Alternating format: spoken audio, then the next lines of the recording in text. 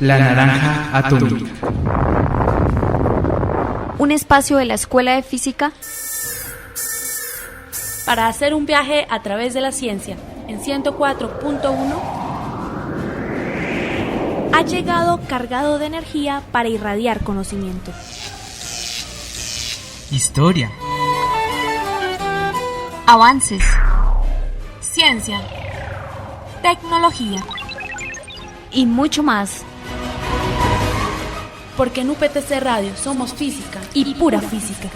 Bienvenidos.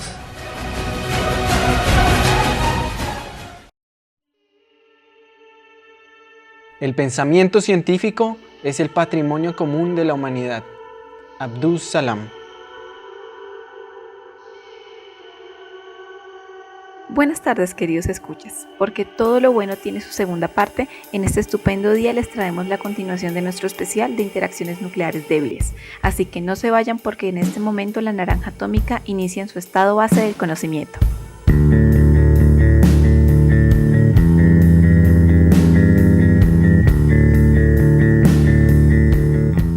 ¿Sabes, Paula? Nunca pensé que el concepto de simetría que tanto usamos a diario tuviese un significado tan trascendental en el pequeño mundo de los átomos. Para los físicos, morder la manzana del árbol de la simetría les hizo abrir los ojos. Descubrieron una nueva forma de ver el mundo. En adelante, no solo las leyes conocidas fueron escritas de una forma más elegante, sino que fue más claro identificarlas y entenderlas. El siglo XX se caracterizó por la búsqueda sin tregua de las redundancias de la naturaleza, que revelaran la imagen en el espejo de lo que hasta ahora podíamos ver. Los principios de la simetría nos llevaron a descubrir nuevas leyes, pero también nuevas partículas, de una manera muy similar a cómo se llenan los espacios en la tabla periódica. Así es, estimados oyentes, en física de partículas una simetría nos permite organizar y unificar bien sea dos interacciones, partículas e incluso conceptos que en el fondo están conectados por una simetría fundamental de la naturaleza, como la masa y la energía, relacionadas por la simetría de la relatividad especial. Pero volvamos a la historia.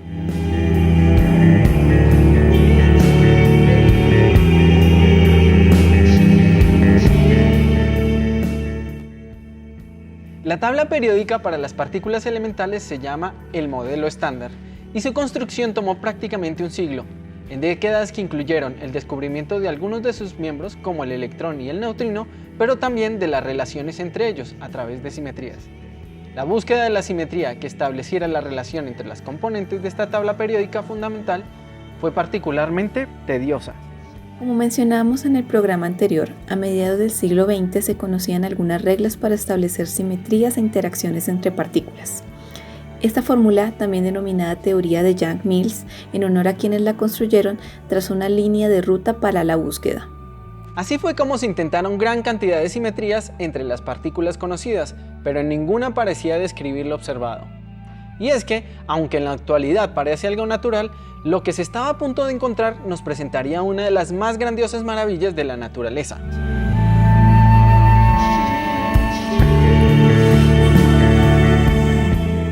Recordemos que en los primeros programas de nuestra serie sobre interacciones fundamentales hablamos de la electricidad y el magnetismo, pero que al final veíamos que no eran sino dos caras de una misma moneda, que llamábamos la electrodinámica. De alguna forma, la naturaleza y su economía, o simplemente por capricho, se presenta de una manera compacta, y dos caras o dos interacciones que aparentemente son distintas resultan ser una sola. En el capítulo anterior habíamos hablado de una nueva interacción, descrita parcialmente por Enrico Fermi. Y decimos parcialmente, pues además de que resultara inútil más allá de cierta energía, no contenía la información preciada que sí contenía la reciente descripción de la electrodinámica, a través de simetrías y mediadores de interacción. Pero nadie se esperaba que estuviéramos a puertas de encontrar que para lograr una descripción del mismo tipo tuviéramos que ver las interacciones nucleares débiles y las electromagnéticas de una manera unificada. Es un gran esfuerzo conjunto que terminó con los trabajos de Abdus Salam, Steven Weinberg y Sheldon Glashow. Se estableció lo que hoy por hoy se denominan las interacciones electrodébiles, uno de los más grandiosos y, sin temor a exagerar, hermosos descubrimientos de la ciencia, y precisamente por eso se les concede el Premio Nobel de Física en el año de 1979.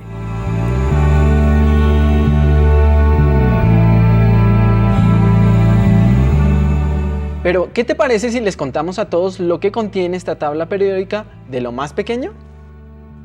Vale, estoy de acuerdo. Resulta que Glashow, Salam y Weinberg descubrieron que necesitaban tan solo 12 casillas por llenar, 2 de las cuales estaban ocupadas por el electrón y otra por el neutrino. Estas 2 casillas estaban relacionadas por una simetría que finalmente explica el decaimiento beta, del que hablamos la vez pasada. Pero además, ni se imaginan, descubrieron que este tipo de casillas debían venir triplicadas, lo que llamamos los científicos familias. Pero Paula, ¿qué partículas vienen en esas casillas extra? Pues fíjate, Diego, que para la época de la construcción del modelo estándar de partículas se conocían ya los hermanos mayores del electrón y del neutrino. El muón es idéntico al electrón, pero más pesado, y a este le acompaña una partícula como el neutrino, que se llama neutrino muónico. Estos dos ocuparían unas casillas, pero para explicar lo que se ve, Glashow, Weinberg y Salam predicen que deberían existir otro hermano mayor que hoy llamamos tau y su neutrino, los cuales fueron descubiertos unos años después. ¿No les parece increíble?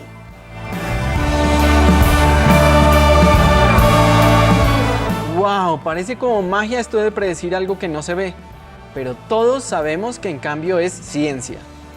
Déjame ahora adivinar a mí. La vez pasada hablamos del protón y el neutrón, así que imagino que estos ocupan las otras casillas, ¿cierto? Pues no. Ah, ¿no? ¿Y entonces? Resulta que también para esta época y también gracias a las simetrías se entendió que tanto el protón como el neutrón podían ser desarmados en componentes más fundamentales. Estos pequeños ladrillos tienen el peculiar nombre de quarks y constituyen la estructura de todo lo que vemos en nuestro universo. Así que, aunque no era completamente claro para esta época, el modelo de Glashow, Weinberg y Salam los pone como elementos de su pequeña tabla periódica. ¿Y cuántos de estos quarks que necesitamos? Resulta que para construir el protón y el neutrón necesitas 2 quarks, los que denominamos arriba y abajo. Como lo ves, son nombres un poco creativos. Estos dos, al igual que el electrón y su neutrino, están relacionados por la simetría que describe el decaimiento beta. Pero para describir otras partículas que se estaban encontrando en este momento, se había propuesto la existencia de un quark extra, al que llamamos extraño, precisamente porque hacía que las cosas no encajaran. Motivados por lo encontrado con el electrón y con el neutrino y sus primos, entonces se animan a predecir que los quarks también vienen en parejas, relacionados por la simetría del decaimiento beta. Y además también hay 3 familias, así que en total hay 12 quarks. Paula, ¿y a estos quarks también ya los encontraron? Por supuesto que sí. Pocos años después se halló el quark encanto y por su nombre podrás ver que se quedaron muy contentos los físicos con su descubrimiento. Luego siguió el quark fondo, pero pues tuvieron que esperar bastante porque fue el último, y el CIMA, que se descubrió en 1995, casi 30 años después de que fue armado el modelo.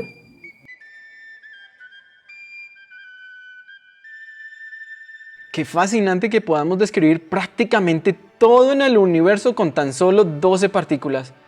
Pero, ¿recuerdas que hablábamos de mediadores? ¿Cuáles son los mediadores de las interacciones electrodébiles? Gracias por recordarlo, se me había olvidado por completo.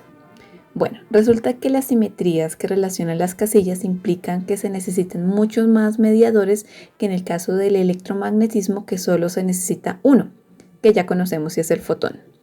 En el modelo estándar, además del fotón, tenemos 3 mediadores extra, 2 de los cuales llamamos W y un tercero llamado Z. Los W eran relativamente fáciles de encontrar una vez hechas las predicciones del modelo estándar, ya que estos tienen carga eléctrica, pero el Z es un bosón neutro y su búsqueda representaba un reto experimental sin precedentes. Esa historia la sé. En el Centro Europeo de la Investigación Atómica, CERN, a finales de los años 70 se contaba con un acelerador de partículas que permitía brindar a los protones velocidades tales que su energía fuera unas 200 veces su masa. Una vez acelerados por un lado protones y por el otro antiprotones, se hacen chocar para ver los resultados de la colisión. Utilizando este gran acelerador se diseñó un experimento dirigido por Carlos Rubbia y Simon Vardenmer, con el cual se detectaron los mediadores W y Z en 1983, lo que les valió el Premio Nobel de Física solo un año después.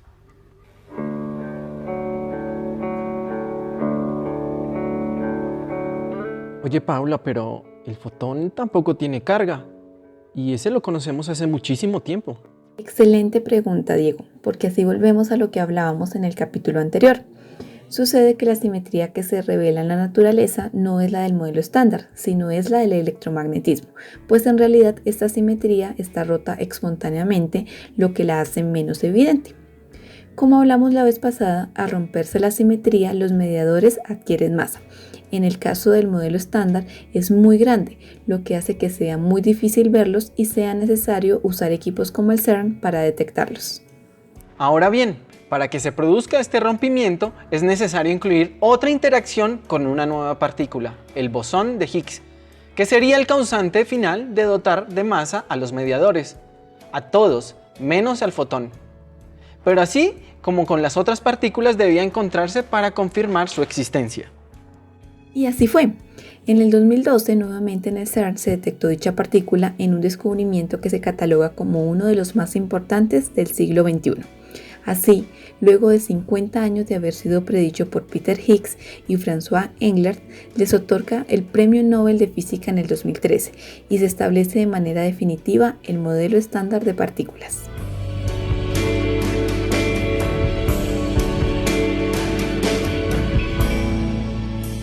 Pero con el bosón de Higgs aparece una nueva interacción.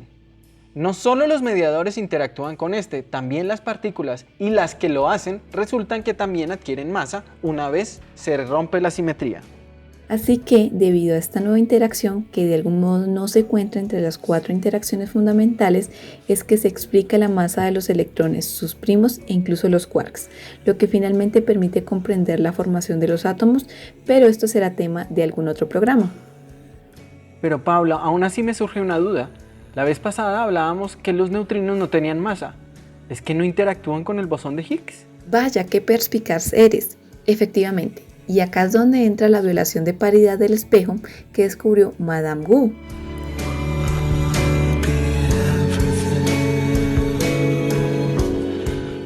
Ya que las interacciones nucleares débiles no respetan la simetría de reflexión, la derecha y la izquierda deben comportarse de manera distinta. Los físicos entienden a las partículas como una parte izquierda y otra derecha, y resulta que los neutrinos no tienen parte derecha, o sea, los neutrinos son zurdos por excelencia. Pero nos habías dicho que los electrones estaban relacionados con estos por la simetría del decaimiento beta. ¿Qué está pasando ahí?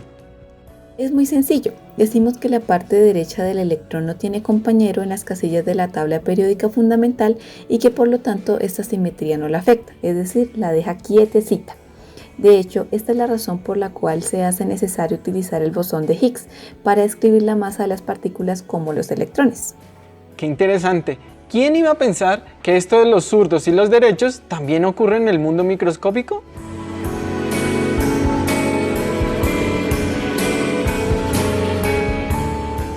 Vale, Diego, ¿qué te parece si hacemos un pequeño resumen para cerrar? Estupendo, déjame empezar a mí. El modelo estándar de partículas describe de manera unificada dos de las interacciones fundamentales, la electromagnética y la nuclear débil. Sin embargo, como simetría solo es evidente la correspondiente a la electromagnética, pues la simetría más grande se encuentra rota espontáneamente. Esto implica que además del fotón existan otros 3 mediadores que sin embargo tienen masa debido al rompimiento espontáneo de la simetría. Acompañando a los mediadores y de hecho formando toda la materia vista en el universo están solo 12 partículas elementales que están arregladas en casillas relacionadas por las simetrías que describen las interacciones. Por otro lado, las partículas vienen en familias que se distinguen por su masa y son 3 familias, aunque no se conoce alguna simetría que explique por qué deben ser 3. Cada familia tiene un neutrino y esos neutrinos no tienen componente derecha. Es más, las componentes derechas de todas las partículas que sí lo tienen no reflejan la simetría de la misma forma que las componentes izquierdas.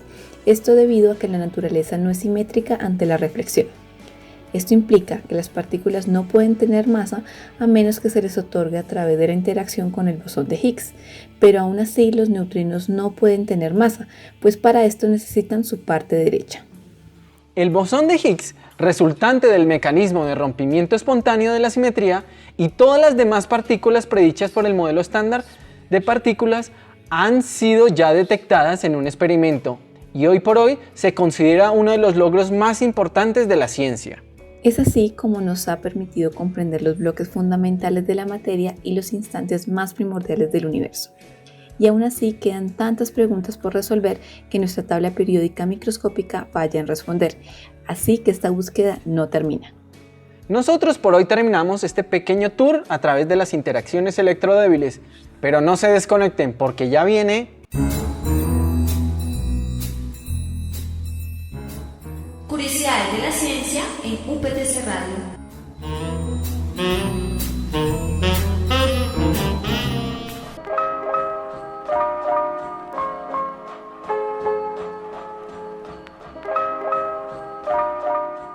Como mencionamos hace algunos instantes, el modelo estándar de partículas falla en intentar explicar algunos detalles del universo, algunos de los cuales ya se evidencian en los experimentos. Uno de estos es el problema de la masa de los neutrinos. Como habíamos dicho, para el modelo estándar los neutrinos no tienen masa. Sin embargo, desde hace algunas décadas se ha observado que los neutrinos pueden cambiar de familia periódicamente. Así es como el neutrino del electrón de repente resulta siendo uno del muón y viceversa. La explicación más sencilla y de hecho actualmente la más aceptada para entender esto es que en realidad los neutrinos tienen masa, pero esto abre varias preguntas. Siendo la más importante, ¿y dónde rayos está la parte derecha del neutrino? Aunque ya existen propuestas sobre la mesa para extender el modelo estándar e incluir la parte derecha de los neutrinos, esto aún es un área de especulación, pues no se tienen más evidencias experimentales que la soporten.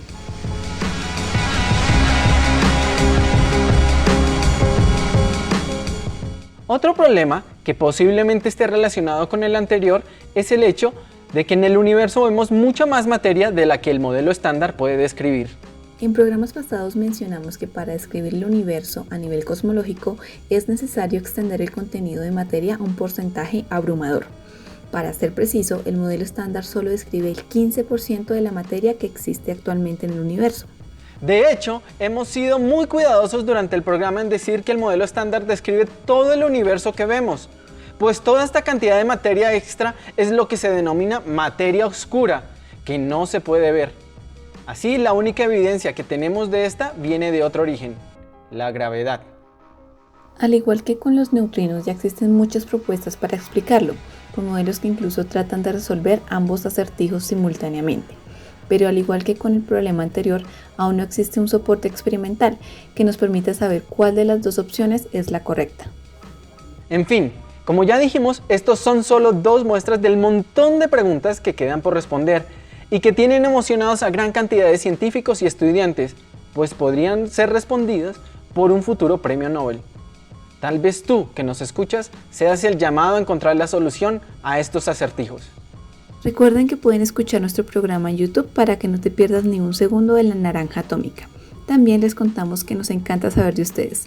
Escríbanos en redes sociales como Twitter, Facebook e Instagram o al email naranja.atomica@uptc.edu.co y cuéntenos si les gusta el programa y qué más temas les gustaría que habláramos. Por ejemplo, qué se ha hecho por la física más allá del modelo estándar o cómo se hacen ese tipo de experimentos.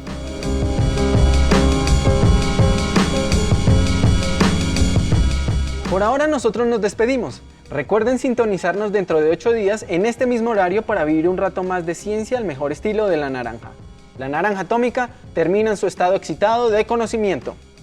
Hoy estuvimos acompañándolos en la elaboración y locución de libretos Paula Fonseca Y quien les habla, Diego Gallego, bajo la coordinación de Ania Forero y en control, Diego Pérez. Sigan conectados con la mejor programación en UPTC Radio 104.1. Somos la FM Universitaria de Boyacá.